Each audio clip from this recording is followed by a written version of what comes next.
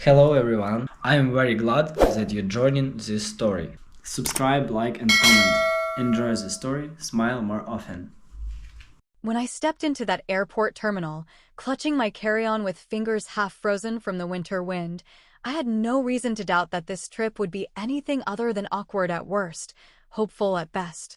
It had been 3 long years since I'd seen any of them, my mother, my brother Greg, and especially my sister Lisa.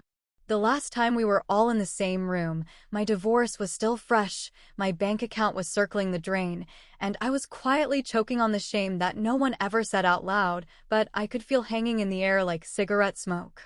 That Christmas, I left early. No hugs, no tears, not even a glance from my mother as I slipped my coat on and shut the front door behind me. So when Lisa called me this year, completely out of the blue, I didn't know what to make of it. Her voice was all sugar and warmth, like the past had just melted away and we were kids again, fighting over cookie dough and watching Christmas specials on that battered old sofa. She told me they all missed me, that things felt emptier without me, that Mom was trying to heal old wounds. I wanted to believe her. God help me, I really did. When she even offered to buy me a ticket, said it was already handled, just bring my ID and show up at the airport, I actually smiled for the first time in weeks. I packed that night with a kind of hope I hadn't let myself feel in years. I even wrapped the little gifts I'd bought months ago at the discount store, imagining how surprised they'd be that I thought of them. The airport wasn't busy that morning, just a few tired travelers and the occasional screaming toddler. I stood in line, humming some half-forgotten tune from our childhood, mentally rehearsing what I'd say when I saw them. Maybe something light, maybe a joke about how we'd all gotten older and crankier. When I handed over my ID and confirmation code, I felt this strange flutter in my stomach, not nerves, not excitement, something in between. But it turned cold when the agent frowned and tapped her keyboard again. Then again. She called someone over. Another tap, another glance. Then came the words that would hollow me out in one sharp breath. "Ma'am, I'm sorry, but this ticket isn't valid." I laughed at first. Not loud, just that kind of awkward laugh people do when things don't make sense. I asked her to check again, maybe there was a typo. But her face had already shifted into that expression customer service people wear when they're trying to be gentle with someone who's about to fall apart. "There's no reservation under this number. And no record of a purchase under your name. Are you sure someone booked this for you?" I pulled out my phone so fast my hands were shaking. I called Lisa. It rang twice before she picked up, sounding cheerful, almost smug. I didn't even get a full sentence out. I said, "Lisa, I'm at the airport," and then I heard her laugh. That laugh I'd always hated. Sharp. Mean. Empty. Then she said it. "Merry Christmas, idiot." And hung up. I stood there for what felt like forever, phone still in my hand, the line behind me growing, people brushing past me without a second glance. I wasn't just hurt. I was gutted. That kind of betrayal, it does something to you. Not just the humiliation, but the knowledge that someone you trusted went out of their way to make you feel small, to remind you that you don't belong. There's a special kind of silence that comes after a moment like that. It's not the kind you hear in a quiet room, it's internal, deafening. I could have gone home right then. Could have swallowed it, cried in the car, blamed myself for being naive enough to think anything had changed. But something shifted inside me, right there at gate 34. Not anger, not yet. Just a cold clarity. I canceled the Uber home, booked a room at the cheap motel just off the interstate. Sat down on that sagging bed, stared at the water-stained ceiling, and whispered to myself, "You want to play games, Lisa? Fine. Let's play. Let me ask you something real. Something that cuts a little deeper than most people are willing to say out loud. Have you ever felt that cold, sharp stab in your chest? Not from some stranger or passing acquaintance, but from someone whose voice you once knew before your own. Whose hands held yours as a child, whose presence was supposed to be safety, not a goddamn knife. That moment when it clicks, when you realize, maybe they never wanted you around in the first place. Maybe the warmth you thought you felt was just obligation wrapped in tradition, and all this time, you were just the extra place setting nobody really wanted to fill. I want you to sit with that thought. Think about it. And if you've been there, if your blood ever turned on you, twisted the knife, and smiled while doing it, tell me. Tell me in the comments, because I need to know I'm not the only one sitting with this kind of poison in my gut. I didn't sleep that first night at the motel. I just lay there, eyes wide, the ceiling fan creaking with every slow turn, and my head spinning with memories I hadn't wanted to unpack again. It's funny how betrayal doesn't come at you all at once. It trickles in, memory by memory, and every drop stings worse than the last. I started replaying every interaction I'd had with my family over the years, moments I had written off as awkward or uncomfortable, suddenly taking on new meaning under this sharper light. There was Lisa's fake smile when I showed up at her baby shower years ago, how she introduced me like I was some distant cousin they barely tolerated. There was Mom's voice, always just a little colder with me than with the others, like love was some ration thing and I'd already used up my share by the time I turned 10. And Greg, Greg, he was always good at pretending, always good at being the golden boy while quietly handing off every inconvenient task to me. Babysitting his kids, running errands for his wife, bailing him out when he blew through his savings on that dumb cryptocurrency scheme and couldn't face Mom with the truth. I was the helper, the fixer, the one they called when things got messy, and the one they forgot the second they were done using me. I remembered giving Lisa money when her marriage collapsed, $2,000 I didn't have to spare, just because she called me sobbing in the middle of the night, saying she didn't know where else to turn. She never paid me back. Never even brought it up again. And now she's laughing at me through a phone line, probably sitting in front of a fire with a drink in her hand while the rest of them toast to a job well done. The part that really twisted my stomach wasn't just the cruelty, it was the coordination. This wasn't Lisa acting out on her own. This was a performance. A plan. And the more I thought about it, the more I saw the fingerprints of all of them on it. Mom must have known. There's no way she didn't. She's the one who always controlled the guest list, the menus, the seating arrangements. Hell, she probably coached Lisa on what to say if I called. And Greg? He's spineless, always has been. He might not have liked it, but he damn sure didn't stop it. I could picture them all at that long table, clinking glasses and telling themselves it was just a joke, no harm done. Jenna will get over it like she always does. Well, not this time. Something inside me snapped, not in a loud, dramatic way, but in that dangerous, quiet kind of way. That stillness before a storm when you know something's about to change and there's no going back. I sat up in bed and reached for my laptop. I wasn't going home. I wasn't going to shrink away from this, let them win, let them laugh behind my back for years to come. I was going there. Not to make peace. Not to beg for apologies. I was going to peel the fake smiles right off their smug little faces and let the truth rot in the center of that perfect holiday brunch they worked so hard to stage. I opened a new browser tab and started searching flights, this time under my name, my card, my plan. I wasn't going to play the victim anymore. I was going to become the consequence. There's something strange that happens when you stop giving people the benefit of the doubt. Something quiet, something sharp, like the air in your lungs changes temperature without warning. It's not rage, not yet. It's colder than that. It's calculated, patient, and dangerously clear-headed. That's exactly the space I was in when I booked the last-minute flight, not to come crawling back or play the wounded sister hoping for a scrap of kindness, but to study them like the little glass figurines they always pretended to be. I didn't even hesitate when I clicked confirm on the ticket. I didn't call anyone. Didn't text. Didn't post some vague quote online about healing or forgiveness. I was done with that. The plane touched down on a gray, overcast afternoon, the kind where the sky feels heavy enough to fall straight through your bones, and I didn't feel a damn thing, not excitement, not nervousness, not even bitterness. Just focus. Clear, razor-cut focus. The rental was easy. I picked a small black SUV, nothing flashy, but strong and quiet, just like I needed to be. The woman at the counter asked if I was visiting family, and I gave her the kind of smile that shuts a conversation down without being impolite. I didn't know anyone answers anymore, least of all strangers making polite small talk while scanning IDs. I drove through my old neighborhood like a ghost, watching everything but not letting anyone see me.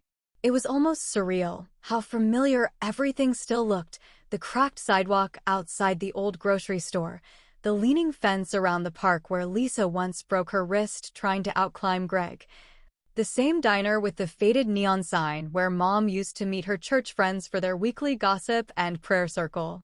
But I didn't check into some overpriced hotel downtown like they would have expected.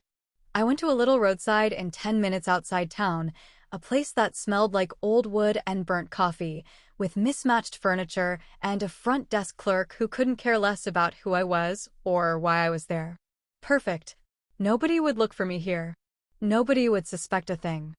I unpacked slowly, methodically, laying everything out in the order I needed it. Not just clothes and toiletries, but notebooks, pens, the file folder I'd brought with old emails and screenshots, and the thick manila envelope I'd been compiling for years without even realizing it was a weapon. Every half-truth, every lie, every petty betrayal they thought I'd forgotten laid out, ready to be used. It didn't take long to start collecting information. Small towns are predictable, and people have no idea how much they give away in casual conversation. I stopped by the corner store for some coffee, chatted with the cashier, pretended to be just passing through. He mentioned the big family brunch, happening next weekend, said it like it was some annual tradition, like everyone knew about it. I didn't even have to ask. He kept talking, mentioning how my mother had invited nearly half the church congregation and a few prominent local business owners to show off her perfect little family and their oh-so-warm holiday celebration. I nodded, smiled politely, but inside I was already imagining the cracks spreading across that picture-perfect image. Later that evening, I took a walk around the old neighborhood, hat pulled low, sunglasses on even though the sky was already darkening. I wasn't trying to hide completely. I just needed to stay unnoticed long enough to gather exactly what I needed. That's when I saw her, Mrs. Bellamy, our old neighbor who used to bring us stale gingerbread cookies every Christmas and who once ratted me out to my mother for sneaking wine out of the basement. She didn't recognize me at first, not until I stopped and said her name. She squinted at me, tilted her head, and then lit up with a smile that didn't quite reach her eyes. "Jenna? My God, look at you," she said, scanning me from head to toe like she was assessing whether I'd gone completely off the rails or just mostly. We talked for a few minutes, small talk, weather, how fast kids grow up, and then she casually dropped the gold I was hoping for. "Your mama's really going all out this year. Brunch at the house, catered and everything. She's even inviting the mayor. Can you believe that?" I could believe it. I could believe every word, because that's exactly who my mother has always been, polished on the outside, rotting underneath. I thanked Mrs. Bellamy and walked away, heart pounding, but lips curled into something dangerously close to a grin. It was all falling into place. The audience would be there.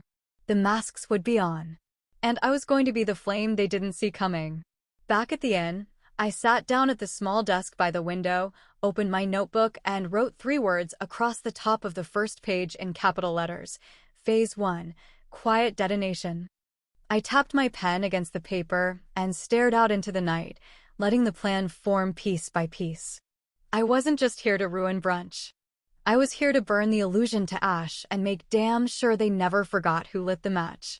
There's a certain satisfaction in silence, the kind that simmers underneath your skin while everything around you starts unraveling and no one has a clue you're the one pulling the threads. I didn't come to this town for fireworks or dramatic confrontations in the middle of driveways with neighbors peeking out behind curtains. I came to set a fire slow enough they wouldn't notice the smoke until the walls were already crumbling. That's what Phase 1 was always meant to be, a quiet detonation, a whisper that grows into a roar, a slow burn that leaves nothing untouched. I started with Lisa, of course, because it always had to start with Lisa. The golden child with the sharp tongue and hollow heart, the woman who called me an idiot on the phone while likely sipping spiked cider in front of a fireplace I wasn't allowed to sit near. I remembered her little secret from 2 Christmases ago, the DUI she somehow managed to keep quiet, thanks to a well-connected friend and a conveniently misplaced report. It wasn't public record, but I had the screenshot of the arrest log from that night, saved from when she begged me to keep my mouth shut and swore it would never happen again. I printed a copy of it, clean and sharp, with no sender name and no note, just the truth, plain and unforgiving. I mailed it directly to her boss, addressed to the office, tucked into a plain envelope like it was just another invoice or holiday card. I imagined the moment he opened it, saw her name beside the charge, and realized that his model employee had a few cracks in her porcelain smile. Greg was next. Poor Greg, who always thought he was too charming to get caught, too clever to ever pay the price for his own sins. But I'd seen the messages years ago, the late-night texts from a woman who definitely wasn't his wife, the photos he accidentally uploaded to his cloud account and forgot to delete, the dumb trail of digital breadcrumbs he thought no one would ever follow. I didn't send anything to him directly. That would have been too easy, too obvious. No, I sent it to his wife instead. Another plain envelope, this time with a few screenshots and a note that simply read, "You deserve the truth." From someone who's been lied to too many times. Nothing flashy, nothing dramatic, just enough to fracture the surface. And then there was my mother, the queen of curated appearances, who built her entire reputation in town on being a graceful, charitable, God-fearing woman with a loving, respectable family. But the thing about pedestals is they make the fall even more painful. I didn't need to lie or stretch the truth. Her secrets were already well documented, just conveniently buried beneath years of social posturing. I dug up her old donation records and included a few documents that showed how some of that charity work conveniently funneled money back into her church committee's private account. I didn't accuse her of fraud. I just sent copies to a few of the more judgmental women in her congregation, the ones who would smell scandal from a mile away and gnaw it like a bone until it bled. I didn't need to point fingers. I just had to nudge the truth into the open and let their suspicions do the rest. By New Year's Eve, the whispers had already started turning into questions. Lisa's boss pulled her aside and asked if there was anything she'd like to disclose before it became a liability issue. Greg's wife didn't even wait for a confrontation. She packed her things and took the kids to her sister's house, leaving nothing behind but a note that said, "You know what you did." And my mother, oh, my perfect mother, had to cancel her much-hyped charity luncheon after two of her closest friends quietly pulled out, citing reputation concerns and an unsettling lack of transparency in her financial activities. I didn't need to be in the room to know the damage was done. I could feel it in the air, hear it in the stilted conversations echoing from coffee shops and grocery store aisles. But still, I wasn't done. The brunch was set for Sunday morning, and I made sure to arrive early, dressed plainly enough to blend in but sharp enough to command attention if I needed to. Nobody noticed me at first, which was exactly the point. I sat quietly near the back, sipping the weak coffee and watching as guests filtered in with their polite laughter and careful hugs, everyone pretending they weren't carrying tension like glass ornaments ready to shatter. Lisa was wearing that fake smile she'd perfected since childhood, the kind that looked pleasant but meant absolutely nothing. Greg looked like hell, pale, anxious, scanning the room like someone expecting a bomb to go off. And my mother, bless her heart, kept tightening her jaw every time someone asked her how she was holding up amid the rumors. I let them squirm. I let them sweat. And when the moment was right, when the conversation lulled just enough for my voice to carry, I stood up slowly and said, clear and calm, "Funny how some families can celebrate peace while stabbing each other in the back." Silence. Thick, choking silence. Lisa's face turned a color I hadn't seen since she broke her leg falling off a jungle gym, shock, pain, and rage all tangled together in a perfect storm of consequence. My mother's fork dropped with a sharp clatter against her plate, and the room went utterly still, the kind of silence that presses against your ribs and forces you to breathe shallower. I didn't say another word. I didn't need to. I turned and walked out while their world started cracking from the inside, my footsteps echoing like punctuation marks on a sentence they never saw coming. The snow was falling softly outside the window, the kind of slow, silent drift that feels like a curtain being pulled over the day, and I sat in that dim motel room with a half-empty bottle of cheap red wine and more questions than answers swirling in my head.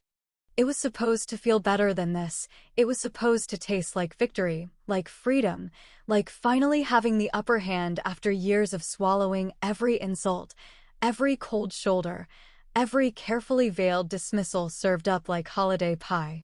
But as I watched the flakes pile up on the windowsill and listened to the quiet hum of the radiator trying its best to keep the room warm, all I felt was tired.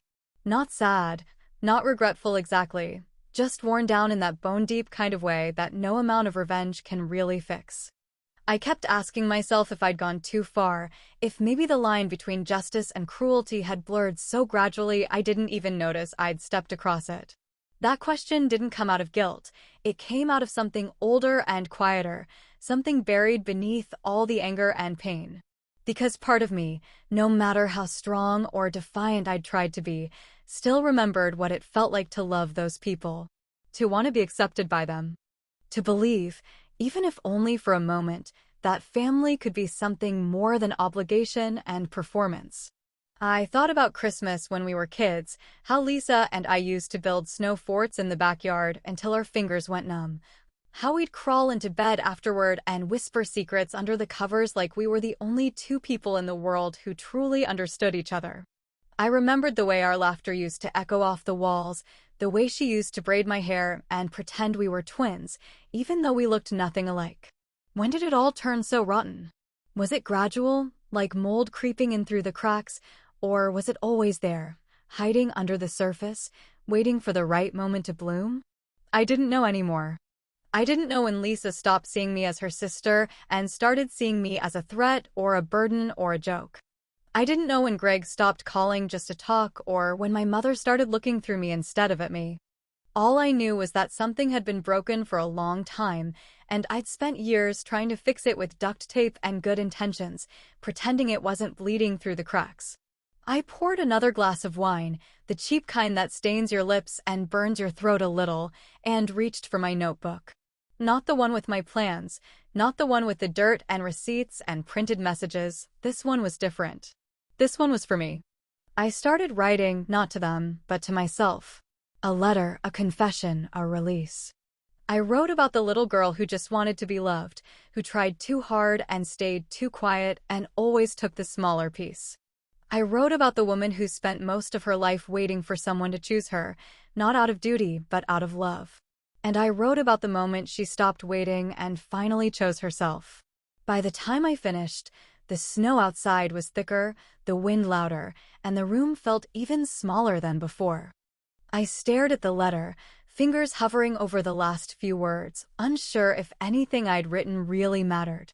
Maybe it didn't. Maybe it was just for me and nobody else. But I folded it carefully, slid it into the front pocket of my bag, and sat back in the chair like I'd just dropped some invisible weight I'd been carrying for years. And then the phone rang. It wasn't a number I recognized, but I knew the voice the second she spoke. Lisa, but not the Lisa I was used to, the sharp, smug, unbothered version that had always looked down on me with that icy smile. No, this voice was different. Smaller, strained. Broken in a way I hadn't heard since her husband left her crying on the bathroom floor years ago. "You ruined everything," she said, barely above a whisper. I didn't answer right away. I let the silence stretch, let her sit in it for a moment before I finally said, "No, Lisa. You did that yourself." Another pause, longer this time, like she was trying to decide whether to scream or hang up or cry. I thought that might be the end of it. That maybe she'd just curse me out one last time and then disappear back into the safe little lie of her crumbling world. But instead, she said something that cut deeper than any insult ever could. "You were adopted," she said, voice flat, stripped of emotion. "You didn't know, did you?" And then the line went dead. The dial tone buzzed in my ear like a wasp, sharp and mean and unrelenting. I stared at the phone, mouth half open, heart pounding in that slow, stunned rhythm that follows only the most unexpected kind of blow. I didn't even move for a full minute, just sat there, frozen, not because I believed her, at least not yet, but because a part of me did. Because somewhere, deep down, it made too much sense. And that was the part that scared me the most. Sleep was something that had already been hard to come by lately, but after that phone call, after that one sentence that still echoed like a drumbeat in my skull, I didn't even pretend to close my eyes. I just sat there in that dim motel room, staring out at the snow swirling violently outside the window, heart pounding with a rhythm that didn't feel like fear exactly, but something older, something buried and unearthed with a single phrase: "You were adopted." You didn't know, did you?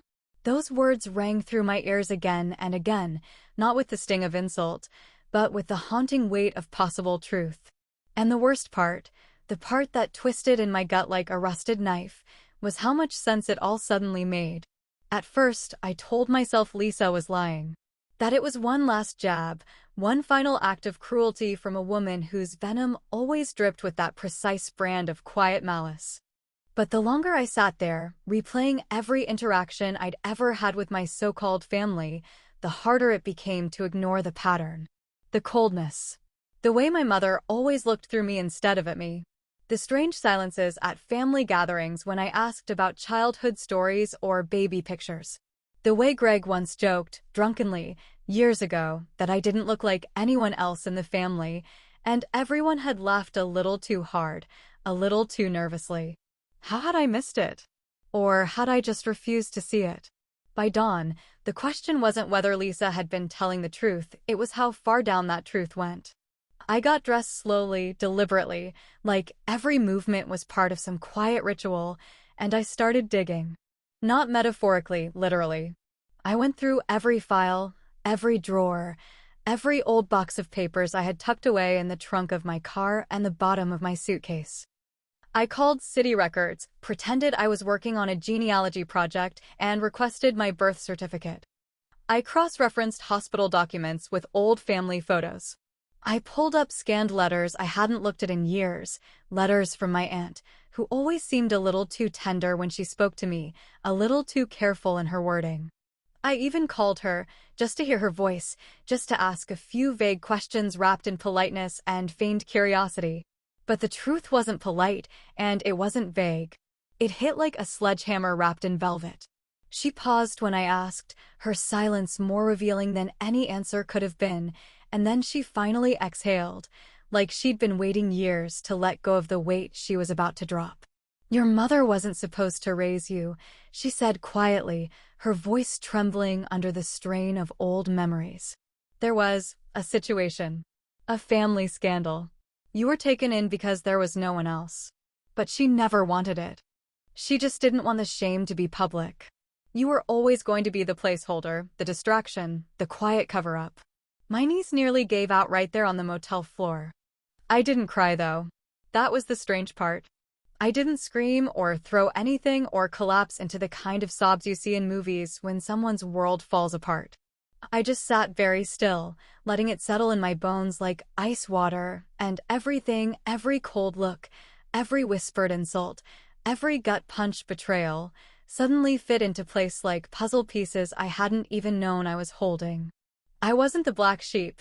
I wasn't even supposed to be in the flock. But instead of shattering me, that truth gave me something unexpected. Power. Not the kind you use to hurt people. Not anymore. I'd already done that part. But the kind that cuts the cord between you and the people who never deserved to hold it in the first place. For the first time in my life, I didn't want their apologies. I didn't crave their approval. I didn't make for their love, because I understood now it had never been mine to begin with. I had spent decades reaching for something that was never meant to be handed to me, begging at a door that was always going to stay closed, and now that I knew the truth, I didn't have to knock anymore. I could simply walk away. Before I left town, I packed one last envelope. A thick one. Not a threat, not a weapon, just the truth. Printed documents, copies of records, a short handwritten letter summarizing what I had discovered, without rage or blame, just clarity. I left it on the front porch of my mother's house, slid it under the door without knocking, and didn't wait for anyone to find it. Let them read it in silence. Let them sit in their perfect little house with their crumbling little lies and finally face the reality they tried so hard to bury. I drove away slowly, the snow falling harder now, blanketing everything in that deceptive calm that hides everything sharp beneath the surface. I didn't cry. I didn't even flinch. I turned the music up, cracked the window just a little, and let the wind hit my face like a baptism. I didn't need closure from them. I'd already given it to myself. Maybe revenge isn't always loud. Maybe it isn't fireworks or slamming doors or dramatic speeches in crowded rooms. Maybe it's just silence.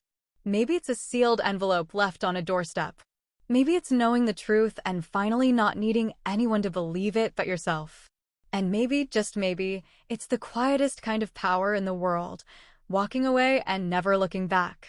But I'll tell you this, when you stop begging people to love you, you start loving yourself like hell.